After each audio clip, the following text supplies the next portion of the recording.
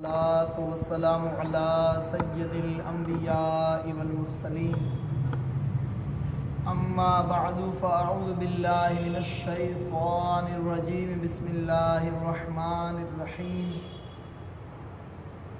الصلاة والسلام علیک یا رسول اللہ الصلاة والسلام علیک یا رسول اللہ وعلی آلک واصحابک یا نور اللہ وعلی آلک واصحابک یا نور صلی اللہ اللہ تعالی علیہ وسلم۔ صلی اللہ تعالی علیہ وسلم۔ فرمان مصطفیٰ صلی اللہ تعالی علیہ وسلم، جو شخص مجھ پر ایک مرتبہ درود کے فوائد میں سے 5 فائدے آپ نے مریدین کے گروہ میں کہ اے مریدین کے گروہ زیادہ نہ کھاؤ، اس طرح پانی زیادہ پیو گے پھر نیند بھی زیادہ آئے گی اور یوں زیادہ نقصان اٹھاؤ گے۔ اور صدیقین کا اس بات پر اتفاق ہے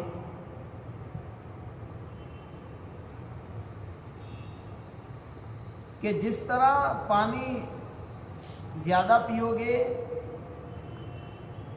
نیند زیادہ آئے گی۔ 70 صدیقین کا اس بات پر ایک مت ہے کہ نیند زیادہ آنے کی وجہ زیادہ پانی پینا ہے، اور زیادہ سونے سے عمر ضائع ہوتی ہے، نیز تہجد فوت ہو جاتی ہے، طبیعت میں اور اس کی کثرت جو ہے عمر کو کم کر، پھر بھی نیند کے غلبے کے سبب عبادت کی حلاوت اور مٹھاس نہیں پائے گا۔ پھر غیر شادی شدہ جب ڈٹ کر کھانے کے بعد سوتا ہے تو اسے احتلام یعنی سپن دوش ہوتا ہے، اور یہ چیز بھی تہجد کی راہ میں رکاوٹ بنتی ہے کیونکہ اس سے غسل کی حاجت پیش آتی ہے۔ اب یا تو وہ ٹھنڈے پانی کے ساتھ غسل کرے گا تو ٹھنڈے پانی کے سبب اسے مشقت برداشت کرنی ہوگی، یا اسے حمام کی ضرورت پیش آئے گی اور بسا اوقات رات کو حمام میں نہیں جا سکتا۔ پھر اگر اس نے وتر تہجد کے وقت مؤخر کیے تھے تو اس کے وتر بھی فوت ہو جاتے ہیں۔ پھر حمام کی اجرت کی ضرورت پیش آتی ہے، اور حمام میں داخل ہونے کی وجہ سے بعض اوقات نگاہ کسی کے سطر پر پڑ جاتی ہے، اور اس میں اور بھی کئی ایک خطرات ہیں، اور یہ سب کا سب پیٹ بھر کر کھانے کا نتیجہ ہے۔ حضرت سیدنا ابو سلیمان دارانی رحمۃ اللہ علیہ فرماتے ہیں کہ احتلام ایک سزا ہے۔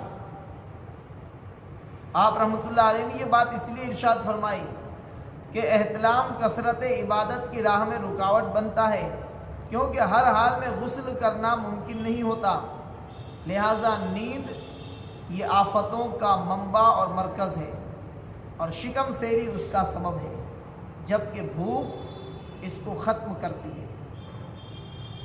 7واں فائدہ یہ ہے بھوکا رہنے کا کہ عبادت پر مداومت آسان ہو جاتی ہے، کہ پیٹ بھر کر کھانا عبادت کرنے سے روکتا ہے، کیونکہ کھانے میں مشغولیت کے لیے بھی تو وقت کی ضرورت پڑتی ہے، اور بعض اوقات کھانا خریدنے اور پکانے میں بھی وقت صرف ہوتا ہے، پھر ہاتھ دھونے دانتوں کے خلال کی بھی ضرورت پیش آتی ہے، پھر زیادہ پانی پینے کے سبب کثرت سے بیت الخلاء کے چکر لگانے پڑتے ہیں۔ ان کاموں میں صرف کیے جانے والے اوقات کو اگر وہ ذکر و مناجات اور دوسری عبادات میں صرف کرتا تو اس کا نفع بڑھ جاتا۔ حضرت سیدنا سری سقطی رحمۃ اللہ علیہ فرماتے ہیں، میں نے سید جرجانی رحمۃ اللہ علیہ کے پاس ستو دیکھے جسے آپ پھانک رہے تھے۔ میں نے ان سے کہا کہ کس چیز نے آپ کو ستو پھانکنے پر ابھارا؟ ستو یہ چند چیزوں کا ملا ہوا پاؤڈر کی طرح ہوتا ہے، اور اس کو پھانک کر کھایا جاتا ہے۔ جب آپ سے پوچھا گیا کہ کس چیز نے آپ کو ستو پھانکنے پر ابھارا تو انہوں نے فرمایا کہ میں نے چبانے اور پھانکنے کے درمیان 70 تسبیحات کا فرق پایا، اس لیے میں نے 40 سال سے روٹی نہیں کھائی اور 70 پر گزارا کرتا ہوں کہ اس میں 40 تسبیحات کا فائدہ ہوتا ہے، یعنی روٹی کھانے میں چبانے میں وقت زیادہ صرف ہوتا ہے، جبکہ 70 کو پھانک لینے میں کم وقت لگتا ہے۔ تو جو کم وقت لگتا ہے تو اس میں تسبیحات زیادہ پڑھی جاتی ہیں۔ غور کیجئے یہ اپنے وقت کے متعلق کتنے فکر مند تھے کہ اپنے وقت کو چبانے میں ضائع نہیں کیا۔ زندگی کا تو ہر سانس ہی قیمتی ہے، جس کا کوئی مول نہیں، لہٰذا اسے آخرت میں باقی رہنے والا خزانہ حاصل کر لینا چاہیے جس کی کوئی انتہا نہیں ہے، اور یہ اسی صورت میں ہو سکتا ہے جب اپنے وقت کو اللہ تبارک و تعالیٰ کے ذکر اور اس کی فرما برداری میں گزارا جائے۔ زیادہ کھانے کے سبب جن کاموں کو کرنا مشکل ہو جاتا ہے ان میں سے طہارت پر قائم رہنا، مسجد میں ٹھہرنا بھی ہے، کیونکہ اسے زیادہ پانی پینے اور پیشاب کرنے کے لیے مسجد سے باہر نکلنے کی ضرورت پیش آئے گی۔ نیز ان کاموں میں سے ایک روزہ بھی ہے، کیونکہ روزہ رکھنا اس کے لیے آسان ہوتا ہے جو بھوکا رہنے کا عادی ہوتا ہے، ورنہ بہت سے ایسے مسلمان ہیں کہ جو رمضان کے اندر بھی یہ کہہ کر گزر جاتے ہیں کہ اپنے سے یار بھوکا نہیں رہا جاتا ہے۔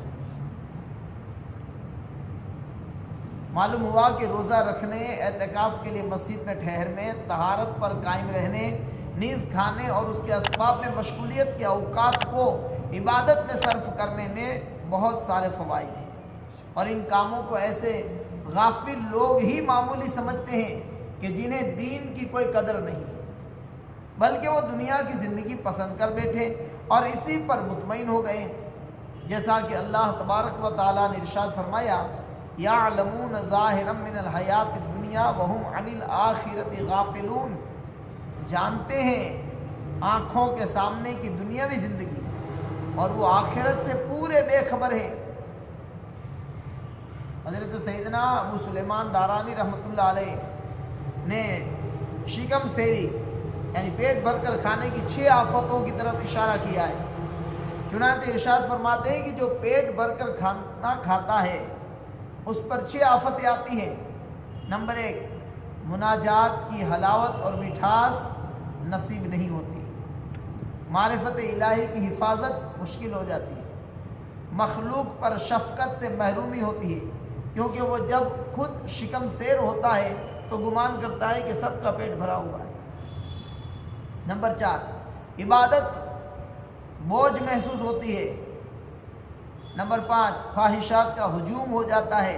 نمبر 6، دوسرے مسلمان مساجد کی طرف جا رہے ہوتے ہیں جبکہ زیادہ کھانے والا بیت الخلاء کے چکر لگاتا رہتا ہے۔ 8واں فائدہ بھوکا رہنے کا وہ یہ ہے کہ کم کھانے سے بندہ صحت مند رہتا ہے، بیماریوں سے بچتا رہتا ہے، کیونکہ بیماریوں کا سبب زیادہ کھانا اور معدے اور رگوں میں زائد صفرا، خون، بلغم، سودا، ان چیزوں کا پیدا ہونا یہ بیماریوں کا سبب ہے۔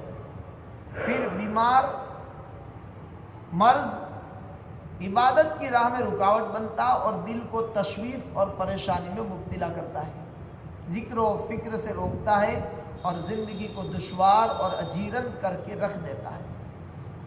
نیز بیمار ہونے کی صورت میں اپنے فاسد خون نکلوانے اور دوا اور طبیب کی حاجت پیش آتی ہے، اور یہ تمام چیزیں روپیہ پیسہ مانگتی ہیں۔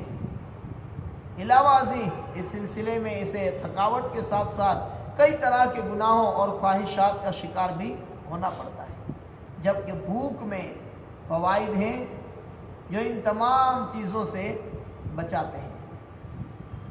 منقول ہے کہ خلیفہ بغداد ہارون رشید نے 4 اطباء کو 4 ڈاکٹروں کو جمع کیا۔ ان میں ایک ہندوستانی تھا، دوسرا رومی تھا، تیسرا عراقی تھا اور چوتھا سوادی تھا۔ سوادی یہ عراق کے آس پاس کا علاقہ ہے۔ ان چاروں سے کہا کہ ہر ایک ایسی دوا بتائیں ایسی دوا بیان کریں کہ جسے استعمال کرنے کے سبب کوئی بیماری کبھی نہ ہو. ایسی دوا بتاؤ, ایسا نسخہ بتاؤ. بادشاہ کا حکم ہے کہ اس نسخے کو استعمال کرنے کے بعد دوسری کوئی بیماری نہ ہو. ہندوستانی حکیم نے کہا کہ میری نظر میں وہ سیاہ ہڑ ہے, اس کو استعمال کرو. عراقی حکیم نے کہا کہ سفید ہالوں ایک قسم کی بوٹی ہے, اسے کھاؤ. رومی حکیم نے کہا میرے نزدیک وہ دوا گرم پانی ہے, گرم پانی استعمال کرو. اور سوادی جو ان میں سے سب سے زیادہ علم طب میں مہارت رکھتا تھا, اس نے کہا ہڑ معدے میں قبض کرتی ہے اور یہ ایک بیماری ہے. ہالوں معدہ میں چکناہٹ پیدا کرتی ہے اور یہ بھی ایک بیماری ہے. اور گرم پانی معدے کو ڈھیلا کر دیتا ہے اور یہ بھی بیماری ہے. ہارون رشید نے کہا تمہارے نزدیک وہ کون سی دوا ہے؟ سوادی حکیم نے کہا وہ دوا میرے نزدیک یہ ہے کہ آپ کھانا اس وقت تک نہ کھائیں جب تک آپ کو کھانے کی خواہش نہ ہو. یعنی جب تک بھوک نہ ہو کھانا مت کھائیں, اور خواہش ابھی کھانے کی باقی ہو, ابھی جی چاہتا ہو کہ اور کھاؤ, آپ کھانے سے ہاتھ کھینچ لیجئے, کبھی کوئی بیماری نہیں ہوگی. ہارون رشید نے کہا, بادشاہ نے کہا کہ ہاں یہ تم نے سچ کہا. اہل کتاب کے ایک حکیم کے سامنے جب اللہ کے حبیب صلی اللہ علیہ وسلم کا یہ فرمان کہ پیٹ کا 1/3 کھانے کے لیے, 1/3 پینے کے لیے اور 1/3 سانس کے لیے کر لے, جب یہ بیان کیا گیا تو اس نے حیرت کا اظہار کیا اور کہنے لگا کہ کم کھانے کے متعلق ایسا مضبوط اور پختہ کلام میں نے کبھی نہیں سنا ہے. سبحان اللہ. یہ ضرور کسی حکیم کا کلام ہے. اللہ کے رسول صلی اللہ علیہ وسلم نے ارشاد فرمایا البطنۃ اصل الدائی والحمیۃ اصل الدوائی وعودوا کل جسم ما اعتادہ. یعنی شکم سیری بیماری کی جڑ ہے, پرہیز دوا کی اصل ہے. جسم کو اسی چیز کا عادی بناؤ جس کا وہ عادی ہے. اللہ پاک اپنے پیارے حبیب صلی اللہ تعالی علیہ وآلہ وسلم کے طفیل ہمیں بھی کھانا کھانے میں کمی کرنے, کھانے میں احتیاط برتنے, جب تک بھوک نہ ہو تب تک نہ کھانے, اور جب کھائیں تو خواہش سے کچھ کم کھانے کی توفیق مرحمت. آمین بجاہ النبی الامین صلی اللہ تعالی علیہ وسلم.